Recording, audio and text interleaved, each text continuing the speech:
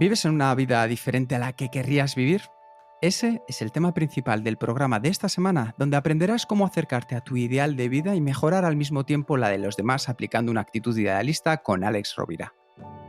Alex es conferenciante profesional, escritor y consultor estratégico.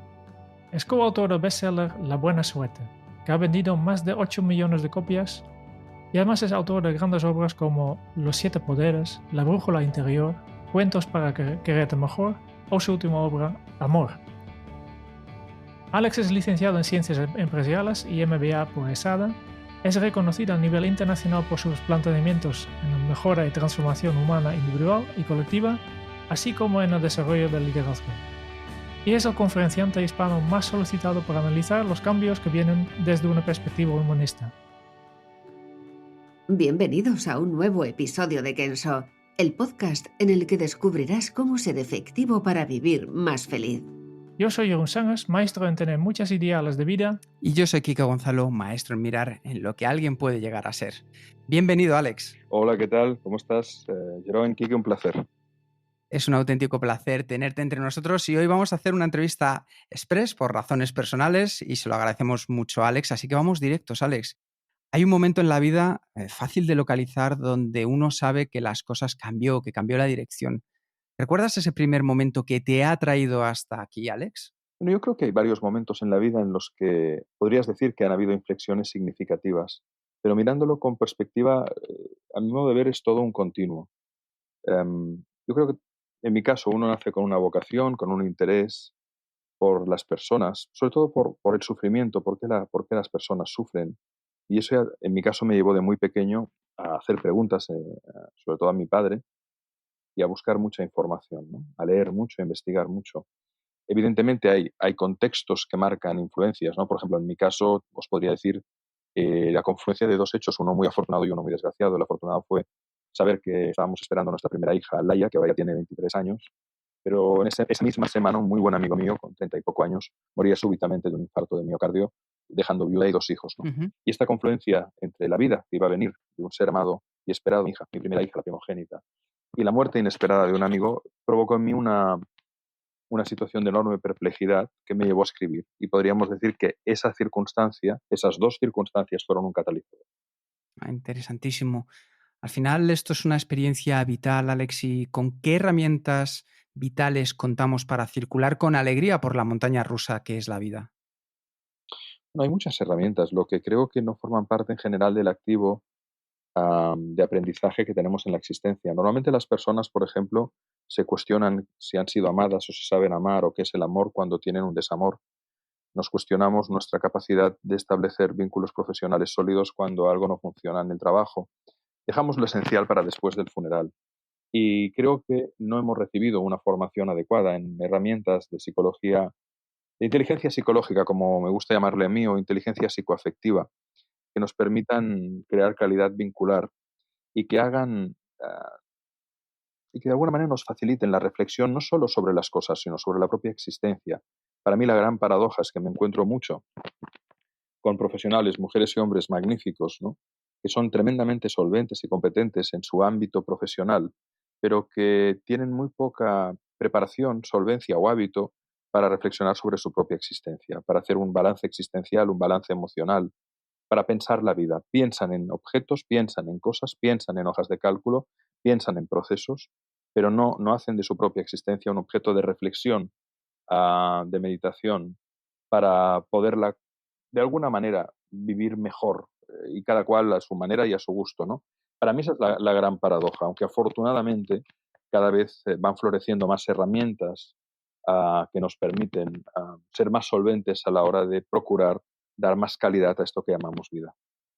Ujú. Al final, todas estas herramientas están ligadas, yo creo, que a un motor de transformación, que es nuestra actitud. ¿Cuál es para ti, Alex, la actitud correcta? Dependerá de cada contexto y de cada situación, ¿no? Pero de alguna manera hay una norma general que es la actitud de invitar a que los demás estén bien estando tú bien. Oscar Wilde decía que el egoísmo verdaderamente inteligente consiste en procurar que los demás estén muy bien para tú poder estar algo mejor. Esa sería para mí una actitud vital, estructural, importante, ¿no? El respeto, el amor. El amor entendido como la voluntad de comprender al otro. No quiere decir que lo llegues a comprender, pero ya el hecho de generar la voluntad de comprender pone en marcha el respeto gracias al cual nace la confianza, y gracias a la cual nace el compromiso y gracias al cual nace la calidad, ¿no? Si no hay voluntad de comprensión, si no hay una conjugación de la acción de amar desde la voluntad de comprender, no hay amor. No tiene sentido que tú proclames el amor por alguien si ese alguien no ve que tú tienes la voluntad de entenderlo a él o a ella y a sus circunstancias. La segunda dimensión fundamental de una actitud constructiva existencial es el cuidado. Amar es cuidar, no tiene sentido proclamar el amor por alguien si no hay una voluntad firme y manifiesta de que hay un comportamiento que busca el bien del ser amado. Y en tercer lugar, a mi modo de ver, esa conjugación de la actitud se traduce en la voluntad de inspirar, de permitir al otro que pueda llegar a ser quien está llamado a ser. Llámale a eso efecto Pigmalión, profecía autocumplida, mirada apreciativa. En definitiva, inspirar quiere decir hacer la vida grande y permitir que el objeto de amor, que no solo tiene por qué ser una persona, puede ser un animal, un perro que tienes en casa, un caballo, puede ser un jardín, puede ser tu barrio, puede ser tu cultura, puede ser una lengua, puede ser un arte, puede ser la pasión por la fotografía, por el cine. Es decir, inspirar para que tú y los demás viváis una vida con más posibilidades y con más sentido, ¿no? La inspiración tiene sentido, valga la redundancia, en la medida en que el sujeto amado mejora su realidad objetiva, vive mejor y mejora su realidad subjetiva, es decir, es capaz de encontrar un sentido a la existencia cuando ésta especialmente parece no tenerlo. La actitud, a mi modo de ver, va estrechamente ligada a la conjugación del verbo amar, que no tiene nada que ver con el deseo. El deseo no es amor, es deseo. Por eso se dice que el amor es ciego. El amor es ciego cuando es deseo. El amor de verdad es lúcido. Implica un ejercicio de cognición desde la conciencia, la voluntad de comprensión, implica un ejercicio de acción coherente, que es el cuidado, e implica necesariamente un ejercicio de entrega en modo de inspiración para que el ser amado pueda vivir mejor. Muy interesante todo esto. Surge una pregunta. ¿Podemos ser alegres sin la alegría de los demás? Eso sería, para mí sería la alegría del inconsciente, ¿no? Ujú. Yo creo que por la alegría del imbécil, ¿no? Hay gente alegre viendo sufrir a los demás o hay gente alegre viendo la alegría del psicópata, ¿no? El psicópata no, en realidad no siente alegría, siente excitación, porque no es capaz de conectar emocionalmente. La alegría es necesariamente empática, ¿no? Y, y la alegría fundamentalmente, a mi modo de ver, se genera por reverberación, ¿no? Spinoza lo explicaba muy claramente, hay dos tipos de alegrías, las alegrías activas y las pasivas, ¿no? Las pasivas son las que no dependen de nosotros. Por ejemplo, tú vas a ver a tu equipo de fútbol o a tu equipo de baloncesto y si gana saldrás alegre, pero si pierde puedes salir muy enfadado contra aquellos a los que juzgas que no han dado lo que tenían que dar para ganar, ¿no? Ahí eres víctima de lo que hacen otros. Tu alegría es una alegría pasiva en el sentido de que la puedes vivir si se producen las condiciones favorables a tu expectativa, pero la puedes frustrar si no se producen las condiciones favorables a tu expectativa, es decir, ganar el partido. Eso es una alegría pasiva. Una alegría activa, por ejemplo, pues es invitar a tus amigos a cenar, ¿no? Y ya en el hecho de ir a comprar, ya estás alegre eligiendo las frutas, las verduras, el pescado que les vas a dar, el arroz que les vas a dar, cocinando la cena, preparando la mesa, sirviéndola, dándoles la bienvenida, observando cómo disfrutan, ¿no? Observando la conversación, participando en ella, celebrando la vida, celebrando la amistad y luego incluso recogiendo la mesa y lavando los platos con alegría, porque has vivido un momento de plenitud con la gente a la que amas. Eso es una alegría activa y por lo tanto es una alegría que tú creas conscientemente y es una alegría que se alimenta de la alegría de los demás. En consecuencia, la alegría es profundamente empática. Aquel que se alegra del sufrimiento de los demás, a mi modo de ver, es una persona que tiene una patología psicológica importante. Mientras que aquel que se alegra de la alegría de los demás es una persona que resuena desde lo más profundo a nivel espiritual y a nivel emocional con el otro, ¿no? Por lo que entiendo, Alex, pones énfasis en centrarnos en aquellos aspectos que dependen de nosotros, en crear nuestra propia buena suerte, ¿no? ¿Por qué esta actitud marca la diferencia? Porque de alguna manera todo nace de la teoría de la atribución, ¿no? Es decir, cuando hay algo que no funciona. Yo he corregido exámenes durante muchos años en la universidad y cuando algún alumno suspendía el examen. Tenía 2 perfiles de alumnos que me venían a ver y al llamar a la puerta entraban y me decían: opción A, hola Alex, vengo a verte porque me has suspendido el examen. Opción B, hola Alex, vengo a verte porque he suspendido el examen. Los que decían me has suspendido el examen hacían una atribución externa, es decir, yo no he suspendido, me has suspendido tú, en este caso profesor, y en consecuencia el problema es incontrolable y estable. ¿Me explico? Si tú me has suspendido, yo no puedo hacer nada, es incontrolable y además depende de ti. Si me quieres seguir suspendiendo, estoy vendido. Es la postura de la víctima. Mientras que aquellos que decían, bueno, quizás no estudié lo suficiente, quizás me despisté, quizás no repasé, quiero entender por qué he suspendido, te vengo a ver no porque me has suspendido, sino porque he suspendido, hacen una atribución interna, depende de mí, por lo tanto puedo aprender, por lo tanto puedo rectificar la próxima vez, ¿no? Y creo que esta mirada es muy importante, ¿no? Hay personas que se pasan la vida apuntando a los demás, ¿no? De su desgracia, de su mala suerte. Y es cierto que hay veces en la vida, y hay que poner cada cosa en su contexto, obviamente, en las que el infortunio de una persona puede ser generado por un comportamiento despótico, abusivo, inmoral, dictatorial de otro. Sin duda, no estoy diciendo que eso no forme parte de la existencia porque, sin ir más lejos, mi pareja es venezolana y ha vivido en su país una situación terrible, ¿no? Fruto de cómo se están manejando los acontecimientos en los últimos años. Pero yo creo que lo importante es hacernos la pregunta, incluso también en España, ¿no? Es decir, si políticamente las cosas no van, ¿qué estamos haciendo nosotros consciente o inconscientemente para contribuir a esa disfunción, ¿no? Porque si no, no aprendemos. O sea, creo que al final hay que ser muy práctico, muy pragmático, ¿no? Y hay gente que se pasa la vida hablando de sí mismo, criticando a los demás. Y eso no aporta. Creo que lo importante es dedicar un tiempo importante de reflexión diaria para ver cómo podemos mejorar, cómo podemos aprender, cómo podemos implicarnos en dotar mayor calidad a la existencia, no solo a la propia. Yo creo que eres conocido como el impulsor del self-management. Creo que es un tema central en tus obras y es verdad, somos nuestros grandes desconocidos. ¿Cómo podemos usar una herramienta tan potente como el autoconocimiento para descubrirnos? Bueno, es que el propio uso de estas herramientas ya te lleva al descubrimiento. Es decir, cuando tú tienes una buena herramienta o un conjunto de buenas herramientas, vas concientizando básicamente tus procesos internos, ¿no? ¿Por qué tomas las decisiones como las tomas? ¿Cuáles son tus miedos, con objeto y sin objeto? ¿Cuáles son tus filias? ¿Cuáles son tus pasiones? ¿Cuáles son tus vocaciones, ¿no? En la medida en que tú haces de buceador de ti mismo y de minero de ti mismo, vas descubriendo capas, vas sacando capas a la cebolla de tu ser, ¿no? Y ahí está la sabiduría. Yo creo que muchas veces se confunden los términos, ¿no? Una cosa es la erudición. Hay gente que sabe mucho, que ha leído mucho, que te puede citar autores, parafrasearlos, pero quizás no es sabia. Esa persona que ha leído tanto y sabe tanto, a lo mejor consideras que no es oportuno hacer una pregunta o pedirle un consejo ante una situación que tú tienes difícil en la vida. Hay eruditos que en realidad no te hablan a ti, hablan de sí mismos. Tampoco la inteligencia no es garantía de transformación. Hay gente muy inteligente con una gran cociente intelectual a la cual a lo mejor tampoco le pedirías un consejo existencial, ¿no? O le irías a hablar en caso de tristeza o desorientación, ¿no?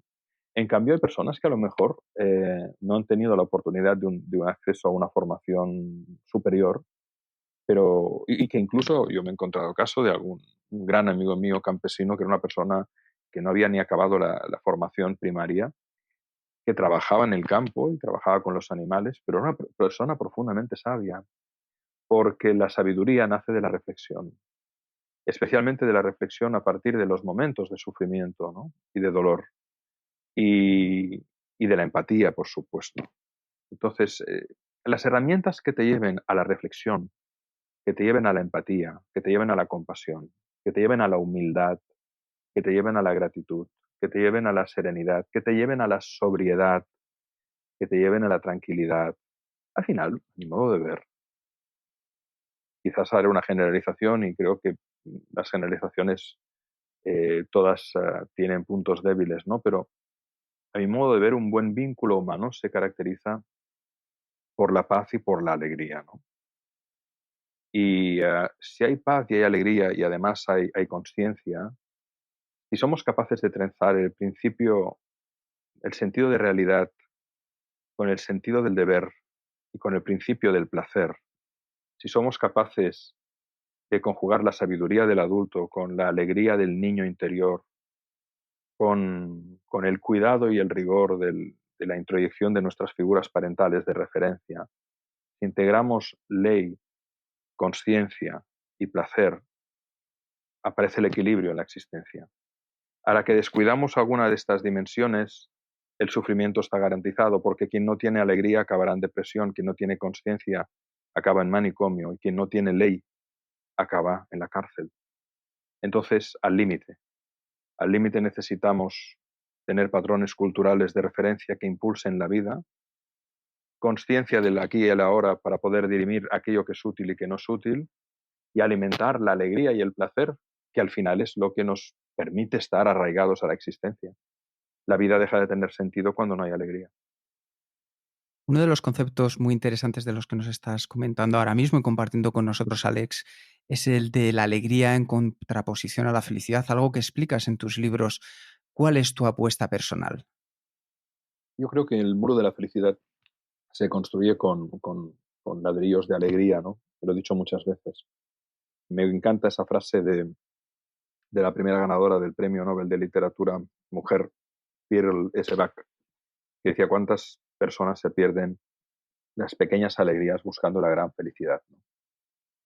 La felicidad es un concepto poliédrico, ¿no? Si a mí me preguntas ahora si soy feliz, en este momento de mi vida te diría que mucho, pero, por ejemplo, tengo a mi madre, que ya es mayor, mi padre murió hace apenas un año, no llega, y lo pasé muy mal, y pasé mi duelo, y mi padre tuvo un proceso muy duro de un cáncer, luego otro cáncer, luego una infección hospitalaria, y ver cómo tu padre pues va perdiendo el impulso de la vida es muy duro, muy duro, muy duro. Más cuando ha sido un hombre fuerte. Y ahora viene el momento de mi madre, que también está en un problema de salud grave, ¿no? Entonces, yo no puedo decir que soy plenamente feliz. Doy gracias a la vida por tener unos hijos extraordinarios, una pareja maravillosa, por tener unos amigos fantásticos, por poder trabajar en lo que me gusta y disfrutar muchísimo de mi trabajo con personas maravillosas. Pero mi madre está enferma. Entonces, la felicidad hay que pensarla, hay que matizarla. La alegría no, la alegría es simple, es desnuda, es pura y está muy conectada al presente. La felicidad se piensa, la alegría se siente. Y yo creo que es la gran ignorada y la gran desconocida, ¿no? Creo que si una persona vive su vida con la voluntad consciente de sembrar alegría, buscando el respeto al medio, buscando el respeto a la persona, su vida se empieza a nutrir de sentido, ¿no? Me gusta mucho ese cuento de la tradición que dice: maestro, estoy desanimado, ¿qué puedo hacer? Y el maestro responde: anima a los demás. Alex, la realidad es la realidad y lo que vivimos es algo que nos sucede en este mismo momento. Hace unos minutos acabo de recibir una noticia terrible, que es que acaba de morir mi abuelo, una persona con la que yo estaba íntimamente ligado. ¿Cuál es la mejor manera, tú que estabas comentando ahora, de afrontar este permanente viaje que a veces nos lleva por esta montaña rusa de sinsabores cuando recibimos una noticia tan dura como esta? Bueno, primero mi pésame, Quique. Bueno, Lo siento muchísimo. Por otro lado, mira, yo creo que obviamente forma parte de la existencia saber decir adiós. Hay una frase en el libro Martes con mi viejo profesor, que es un libro que hay que leer, es un libro magnífico, ¿no? Que escribió Mitch Albom a partir de las conversaciones que tuvo con su viejo profesor Morrie Schwartz. En inglés el título es Tuesdays with Morrie, los martes con Morrie, que dice: todo el mundo sabe que se tiene que morir, pero casi nadie se lo cree. Cuando aceptas la posibilidad de la pérdida, de la muerte, como algo consustancial a la existencia, cuando conectas con la posibilidad real de la fragilidad, ¿no? En mi caso yo conecté porque mi hija menor nació con una cardiopatía, con un problema muy grave de corazón en sus primeros meses de vida y se le paraba el corazón. Y ahí, bueno, fue una experiencia muy dura, pero a mí me conectó con algo que yo no hubiera llegado a ello desde la cabeza, desde el pensamiento, ¿no? ujú. Y es la fragilidad de la vida, ¿no? Y el milagro de estar vivos instante a instante. Tu abuelo, mi padre, han fallecido, por supuesto mis abuelos ya hace muchos años. Eh, queda- lo, lo importante yo creo que es quedarse con el recuerdo, ¿no? De su paso por nuestra vida, de la referencia que nos han dado, de la referencia de comportamiento, de la referencia emocional, de la referencia intelectual, porque mientras su memoria, su recuerdo perviva en nosotros, ellos seguirán vivos, ¿no? Yo creo que lo que nos ayuda muchísimo a aceptar la pérdida consustancial a la existencia es la gratitud, la gratitud, la gratitud por lo que estamos viviendo instante a instante, momento a momento, por aquello que tenemos y no valoramos, ¿no? Tú te das cuenta de que hay una enfermedad cuando tienes dolor, pero mientras no hay síntoma del dolor, no hay conciencia de la salud, ¿no? Pues si tienes unas piernas que te llevan y unas manos que funcionan y unos ojos que ven y tienes sentido del olfato y del paladar. Estoy diciendo cosas que a lo mejor personas por circunstancias hoy están sufriendo una afectación de esa naturaleza, ¿no? Y son conscientes del valor que tiene eso porque quizás se encuentran ahora en una manifestación somática determinada, ¿no? La gratitud. La gratitud es muy importante y sobre todo la expresión de esa gratitud y de ese afecto mientras vivimos, en vida, en vida, en vida, reconocer en vida. Por eso a mi modo de ver, la clave fundamental de la existencia y de alguna manera es el hilo que hilvana la parte literaria, porque la parte ya de conferencias y formación toco la cuestión de una manera quizás más técnica, ¿no? Pero el otro día leía una entrevista hace poco a Jordi Savall, este magnífico intérprete, ¿no? Sí. Que decía que el mundo, más o menos el titular era: el mundo funciona mal porque nos hemos olvidado de la bondad. Y nos hemos olvidado del civismo, de ser cívicos, y nos hemos olvidado de amar. En realidad creo que vivimos en un mundo que está mucho más orientado cada vez más a las apariencias, a la excitación, al tener más que al ser. Y para vivir más que belleza necesitamos amor, fundamentalmente, porque eso es lo que construye nuestra existencia, ¿no? Lo que le da sentido a la vida, ¿no? Y desde ahí pues, se despliega todo lo demás. En realidad utilizamos palabras que se refieren a campos de conciencia que están conectados, ¿no? Porque amor, bondad, compasión, empatía, gratitud son universos tremendamente afines y solapados. Lo que pasa que con significaciones matizables, ¿no?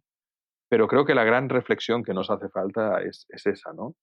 Y nutrirnos de eso. Cuando yo trabajo con equipos profesionales de alta dirección y os puedo garantizar con toda convicción que la gran necesidad que tienen no es ya la de incorporar en general conocimientos operativos o cognitivos, sino la gran necesidad que tienen es la de encuentro y de intimidad.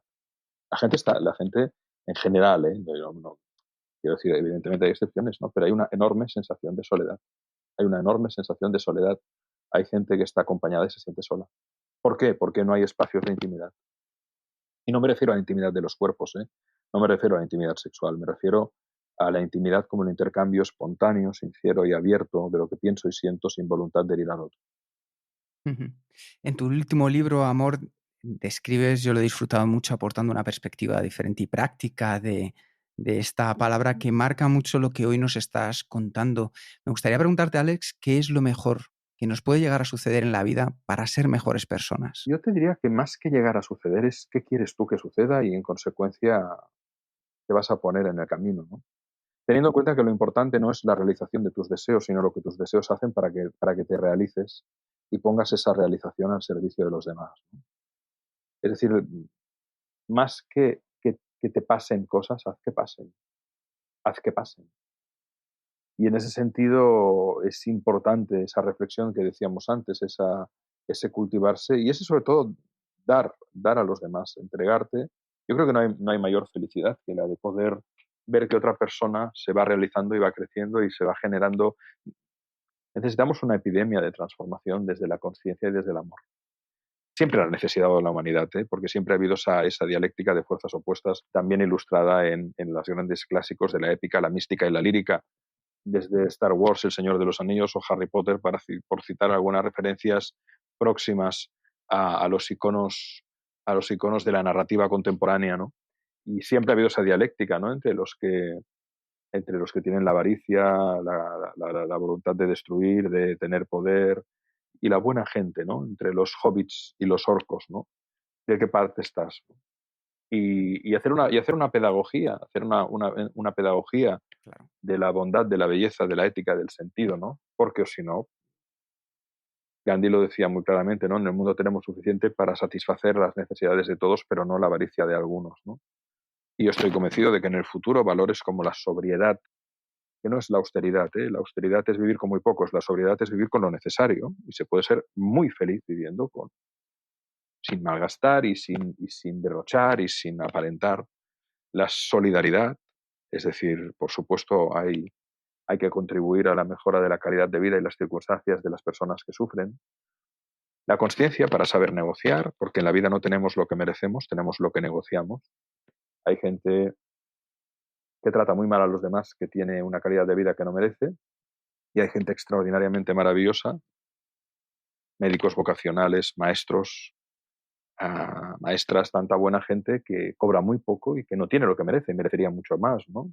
Con todo respeto a los, por ejemplo, pues, yo qué sé, a un buen jugador de fútbol, ¿no? Tiene sentido que una persona cobre, yo qué sé, 60, 70 millones de euros por chutar un balón. Sí, de acuerdo, eso genera una economía muy grande, pero la distribución, como decía Machado, solo el necio confunde valor con precio, ¿no? Creo que hay una enorme confusión, ¿no? ¿A dónde nos orientamos? ¿Cómo queremos contribuir a dar sentido a nuestra vida? Y para mí la clave es encarnar valores que creen valor compartido. Cuarta regla de la buena suerte: crear circunstancias para la buena suerte no supone crear circunstancias para el propio beneficio, sino para que todos ganen. Eso es la buena suerte. Para ir terminando, Alex, me encanta esta reflexión que has hecho acerca de entender que nuestro propósito es lo que marca y lo que va a determinar en gran parte lo que queremos que llegue a nuestra vida. Lo ponías muy claro con ejemplos, por ejemplo, del Señor de los Anillos. En el momento en el que Frodo Bolson tiene un propósito claro, que es llevar el anillo, esa es su misión en su día a día, hace todo lo que haga falta, salta los obstáculos. Y tú tienes un concepto que a mí me encanta, que lo utilizas para una de tus charlas, que es creer, crear, lograr. Y mi pregunta para ir terminando es, ¿qué importancia tiene el propósito? Y la última sería, ¿qué es lo próximo sobre lo que vas a aprender? El propósito es un catalizador de la atención y de la acción. Es un catalizador, es decir, es un mecanismo que te ayuda a identificar oportunidades ahí donde otros no las percibirán. Cuando tú tienes un propósito, un sentido, una orientación, una visión muy clara, eh, tus mecanismos de percepción selectiva, tu sustancia reticular activadora ascendente cerebral, se pone en marcha y te permite identificar oportunidades que otros no verían. Oportunidad viene de ser oportuno. Por lo tanto, el propósito es un catalizador fundamental de la acción desde la conciencia y desde la atención, que no es poco, ¿no? Seneca decía que si no sabes hacia qué puerto navegas, ningún viento es favorable, y esa sería la frase que creo que anuncia muy bien. Tú no puedes cambiar la dirección del viento, pero puedes mover las velas para ir al puerto al que quieres llegar eventualmente, ¿no? Y la segunda pregunta que me hacías, Quique, tenía que ver con... Lo próximo sobre lo que vas a aprender en tu vida. Yo creo que la vida es un aprendizaje continuo, continuo, continuo, continuo. Es decir, que además lo maravilloso de la existencia es el factor sorpresa. A mí me gusta decir que incertidumbre es el nombre que la gente utiliza para vincular el miedo a la sorpresa, ¿no? La incertidumbre, no, llámale sorpresa. Y mírala de una manera amable, ¿no? Yo te tengo que decir que los principales momentos que me ha brindado la vida han venido totalmente por sorpresa. Otra cosa es que ante esa situación sepas identificar las bondades que incluso oculta una circunstancia aparentemente... Claro, fijaros que la gran paradoja es que vinculamos el dolor con el mal y el placer con el bien. Y no digo que no sea así, pero muchas circunstancias de nuestra vida que han sido tremendamente dolorosas pueden haber sido el trampolín a una transformación existencial, ¿no? Buena suerte, mala suerte, quién sabe, ¿no? Rompes esa relación de pareja por la cual tanto habías apostado, y a esa persona que tanto has amado y que sigues amando de otra manera, y estás destrozado, pero luego, a cabo de un tiempo, emerge una nueva relación y una persona que te aporta muchísimo también y que te lleva a descubrir parcelas, facetas de la existencia que no hubieras llegado a ellas, ¿no?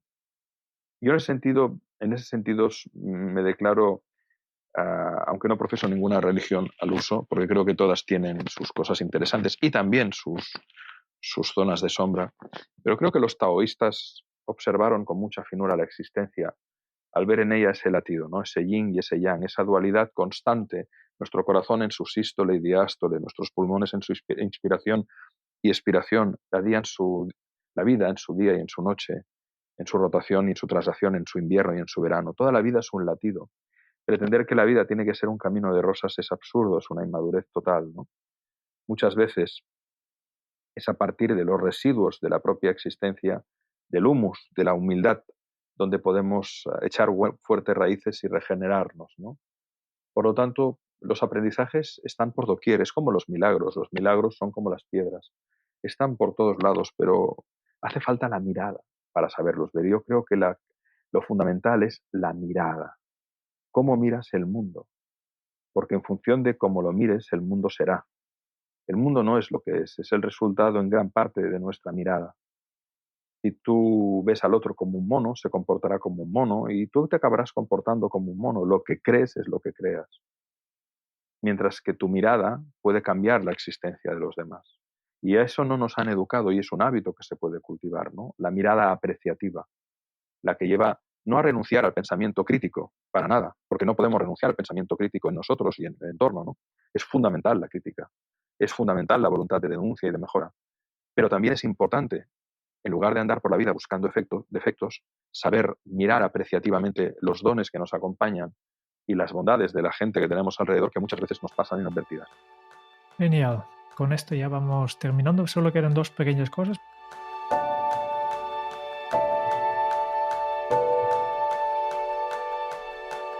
Primero tenemos 10 preguntas muy rápidas para ti, que vamos a hacer muy rápidos. Muy bien, muy bien. Empezando con, ¿cuál es tu lema?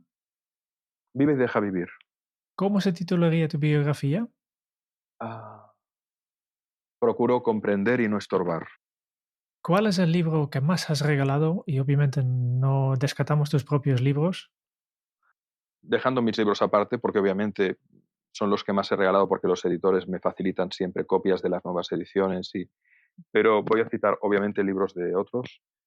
Uno de ellos, como en ensayo, en el terreno del ensayo, El hombre en busca de sentido, de Viktor Frankl, y en el ámbito del relato, dos, Los ojos del hermano eterno, de Stefan Zweig, y El hombre que plantaba árboles, de Jean Genet. Muy bien. Me encantan estos libros. ¿A quién te gustaría o te hubiera gustado conocer? A Jesús de Nazaret, ¿Cuál es tu posesión más preciada? la vida, que no es una posesión, es un bien, es decir, el amor a la vida. Creo que la posibilidad de estar manifestados, encarnados, ¿no? De poder interactuar en el mundo de lo real es muy interesante. ¿Qué canción pones a todo volumen para subir el ánimo? No pongo canciones a todo volumen. La canción con la que me despierto cada día es el primer movimiento, el aria de las variaciones Goldberg de Johann Sebastian Bach. Cada día me despierto con esa canción. ¿Cuál ha sido la pregunta más interesante que te han hecho en otras entrevistas? Han habido muchísimas preguntas muy interesantes y dependía del contexto, pero hoy en esta conversación han surgido preguntas muy interesantes. No me atrevería a elegir alguna, porque depende de la dialéctica, del contexto y del proceso. Vale. ¿Qué se te viene a la cabeza cuando piensas en la felicidad? Mis hijos, mi pareja y mis perros. ¿Qué película volverías a ver cada año? Cada año hago el ejercicio de ver con mis hijos El Señor de los Anillos, la trilogía. Y la última pregunta ya. Si tuvieras que dejar un mensaje en una cápsula para tu yo del futuro, ¿qué le dirías? Sinceramente, nada en especial. El silencio es un buen mensaje. Así es, así es. Muy bien. Ya para terminar, queremos repasar rápidamente todo lo que hemos podido aprender de ti en esta media horita que hemos estado juntos. Muy bien. De continuos momentos y una serie de inflexiones significativas nace una vocación por las personas en Alex. Una vocación a hacer preguntas a su padre, a entender, a investigar el sufrimiento. La confluencia entre la vida y la muerte le provocó la perplejidad que le ha llevado a escribir como catalizador. En Alex hay un vocabulario propio con un significado universal: el coraje, la responsabilidad, el propósito, la humildad, la confianza, el amor, la unión, la alegría. Y con ellas nos ha invitado a reflexionar para elevar la calidad de pensar en tu vida. La actitud está ligada al verbo amar, a que los demás estén bien, estando tú bien, en el respeto, el amor, porque amar es cuidar, es inspirar, es permitir al otro llegar a ser quien está destinado a ser. Alex nos propone una nueva forma de entender y promover la energía más poderosa que tenemos, la que nos une a los demás. Para él el amor es comprender, el amor es cuidar, el amor es inspirar. Y Alex nos anima a preguntarnos qué estamos haciendo nosotros para contribuir de manera consciente e inconsciente. Bucea en tu ser para alcanzar la sabiduría, porque esta nace de la reflexión. Y estas herramientas te llevarán a la paz y la alegría. Y el propósito es esa guía, es ese catalizador de la acción desde la consciencia. Saber decirte adiós, Alex, es un recuerdo de gratitud que vamos a mantener de por vida, y por eso queremos agradecerte ahora por acompañarnos y sorprendernos en este bello y permanente viaje con tu mirada apreciativa. Muchísimas gracias, Alex. Qué bonito, ha sido una experiencia maravillosa. Os felicito por esta iniciativa, por vuestra manera de ser, respetuosos, profesionales, amabilísimos, y que tengáis buena vida, buen amor, buena suerte y buen trabajo. Os mando un abrazo muy grande a ti, Quique, a ti, Jerón, y a todas las mujeres y hombres que os escuchan y os siguen. Buen trabajo y adelante. De verdad, un abrazo inmenso a los dos. Muchas gracias por escuchar el podcast de Kenso. Si te ha gustado, te agradeceríamos que te suscribas al podcast, lo compartas en tus redes sociales o dejes tu reseña de 5 estrellas para ayudarnos a llegar a más oyentes. Y si quieres conocer más sobre Kenso y cómo podemos acompañarte a ti, a tu equipo o a tu organización en el camino hacia la efectividad personal, puedes visitar nuestra web kenso.es. Te esperamos la semana que viene en el próximo episodio del podcast de Kenso, donde Quique y Jerún buscarán más pistas sobre cómo ser efectivo para vivir más feliz. Y hasta entonces, ahora es un buen momento para poner en práctica un nuevo hábito Kenso. Si nada cambia y tú cambias, todo cambia. Hasta dentro de muy pronto. Chao.